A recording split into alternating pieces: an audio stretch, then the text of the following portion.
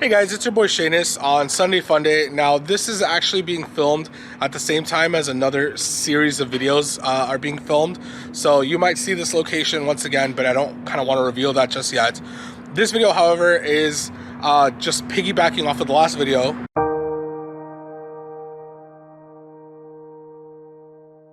In the last video, I had mentioned basically how the Sonata comes with basically LEDs everywhere, except for a few places. And of course, I went ahead and I showed you how to upgrade that.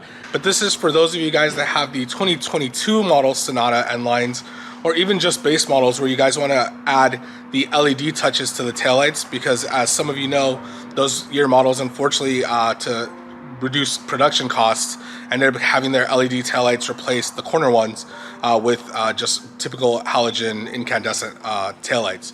So if you guys look at your local junkyard and forbid that a Sonata was wrecked that you can pull these taillights off of, or if you just want to order them brand new, this is kind of a nice way of knowing how to do so, how to get everything connected and work.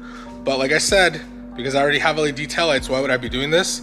There's a plot twist to mine, and I'm going to show you right now. So before we get into actually doing the removal process, let's actually show you what I'm talking about. So these are the taillights, and forgive me, the car is filthy, but I'm going to show you what they look like when they're on, when you step on the brakes, the turn signals, all that, so you know what to expect. So there you go. These are actually just the normal taillights, the auxiliaries, and then when you step on the brakes, there you go. You have the top beam, the third brake light, and then of course the inners are also brake lights. So that's kind of neat. And then I guess let's turn on a turn signal left. So left turn signal, yep, it's also the turn signal. Let's do turn signal right. It's also the right turn signal. Let's do hazards. Okay, so then you got hazards, and let's do brakes at the same time. And then the brake would be the third brake light, since these are being used as turn signals. So, but as you can tell, we're gonna leave it on. So they're flashing, but they are LEDs in there. It is not your typical bulb. Of course, the outside is LED, and that stays consistent even with the cheaper taillights. But like I said, we're gonna go ahead and get that switched out. So let's go ahead and get into the trunk and show you what we're talking about. This is the corner taillight that I'm talking about. That's what we're replacing. So you're gonna go in here. There should be a few tabs. You're gonna pop out right there. And then essentially we're gonna try to pull this out. So then we can get to the actual, I believe it's only 3 bolts holding it in, and then we'll get to that part. I should actually probably advise, well, you can use a flathead. It's probably going to give you a little bit of grief, especially brand new. So I recommend these little pull tab puller things. Look at that, makes your life so much easier. And then you could just, you know, loosen them up and then just yank them out by hand if you're scared of breaking it. So, all right, so once you've removed the pop tabs that I mentioned, you're just gonna go ahead and pull this back, and then you're gonna go ahead and look in here. This thing's gonna be connected originally. You just kind of push down on this as you see it opens, and you're gonna be able to just, like, voila, pull it out, remove, and as you can see, there's 1, 2, and then 3 10mm nuts. Be very careful that they don't fall, because it's kind of dark in there, and I don't think you're gonna be able to find it easily. So I'm gonna be very careful that once I get it out far enough, I'll just untorque it by hand, by finger, and then hopefully once they're all removed, we'll go ahead and hopefully this should be just easy to pull out. All right, so discovery, for those of you guys who have followed me since the Veloster videos, these things were not on very tight. So they're actually really easy to remove. I was actually able to just kind of spin them off, and I have Missy Kitty over here helping me because she claims that she's more familiar with this than I am. So I was like, all right, fine, boss lady. She doesn't believe me that there's only 3. I don't. Oh, what can you do? All right. Well, it feels like there's one more. All right, try it. Let's look. Or maybe I'm not. We're gonna look again. If there's only, I might be wrong, guys. Let's find out. Alas, it's good to have friends to double check your work, because I was wrong. There's actually a 4th one, which is right behind the connector, right there. My finger's pointing at it. So we have 1, 2, 3, and then 4, and then let's see if it's easy to pull out now. Should be easier to pull out. Just a little wiggle. Oh, and voila, it has come off. All right, so this is what it looks like on the back, and as you can see, everything is sealed. There's nothing that you can replace on your own. Again, makes sense.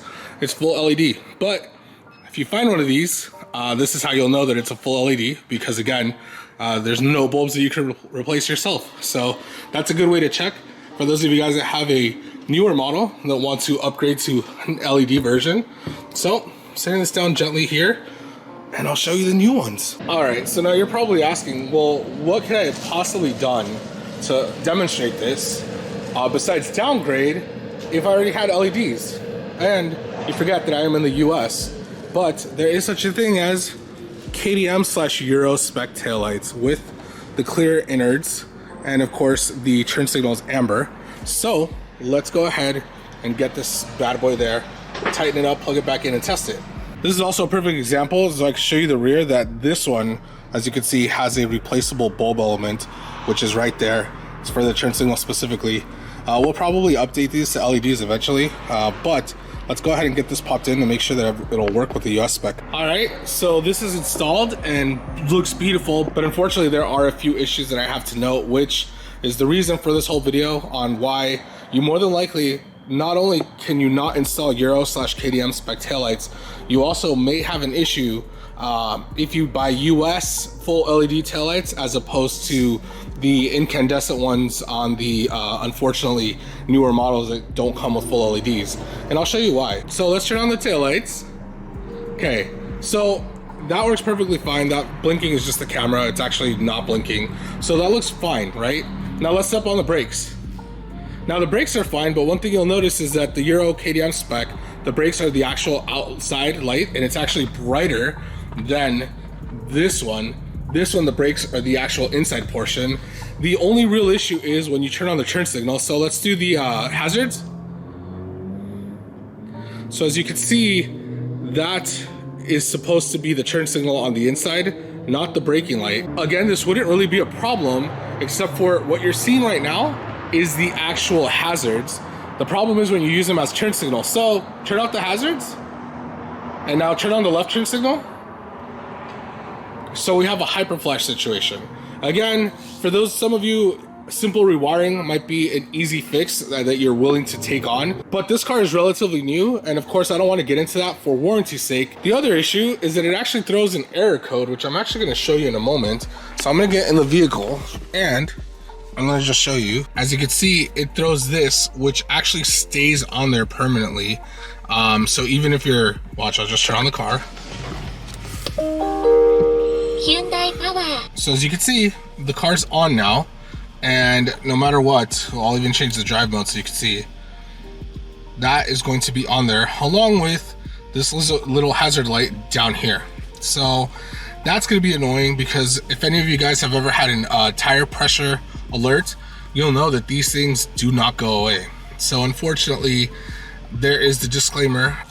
Even then, I'm pretty sure that if I rewired the turn signal to the right location, as it is not a full LED bulb like I thought it was, it's actually also a halogen bulb.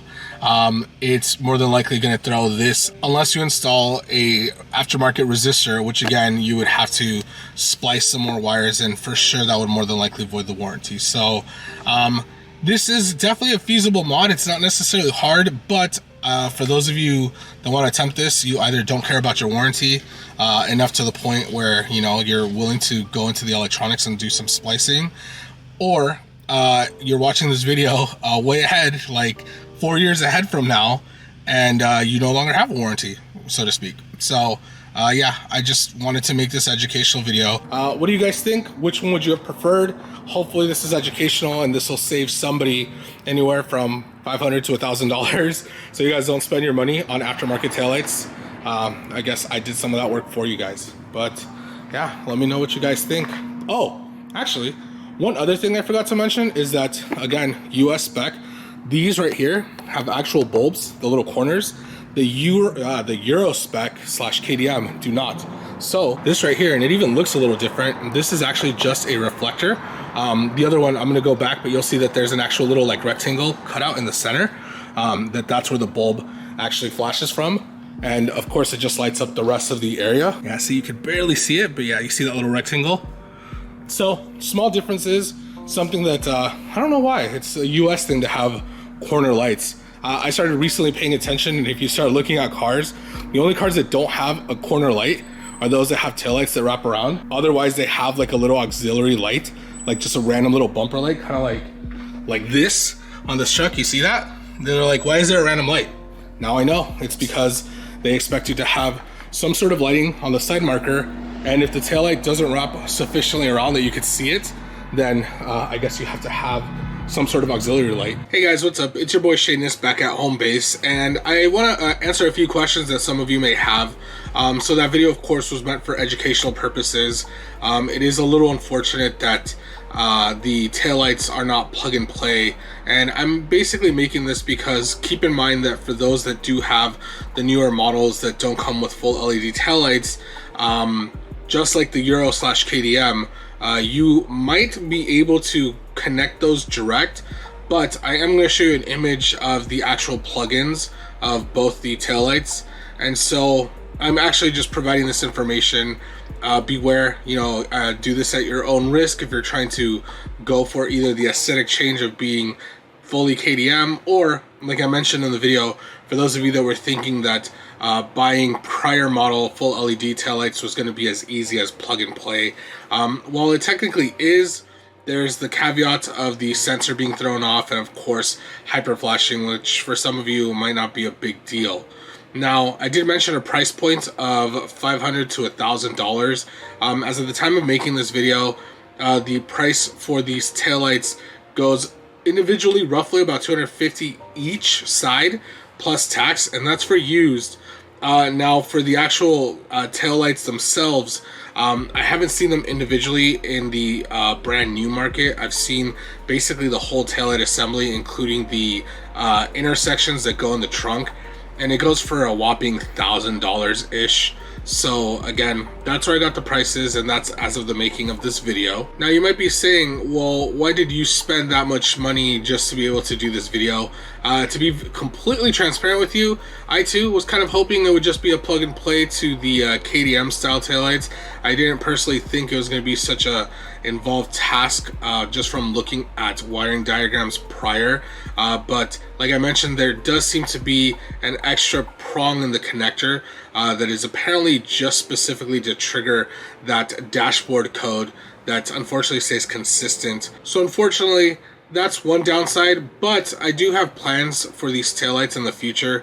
I don't know how soon, because of course it's all about time and unfortunately money, but this isn't the last time that you're going to see something cool being done with those. So there's definitely a reason why I spent a little bit of funds to acquire these, so stay tuned for that, however long that may be.